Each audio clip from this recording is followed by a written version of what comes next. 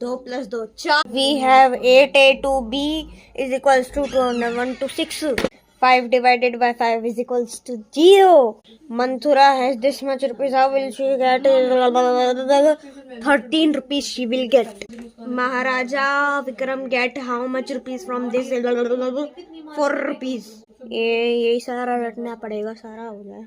The teacher gave this following. Monica get 7 rupees from this to Sonam. Logical question is equals to this. North is equals to this. South is equals to this. The distance will. Division will be this to then when the show start. Yes ma'am, आगे बोलिए. बेटा, अगर रोहन के पास 5 रुपए हैं और अगर रोहन के पास 5 रुपए हैं तो श्याम के पास कितने 10 रुपए बचे?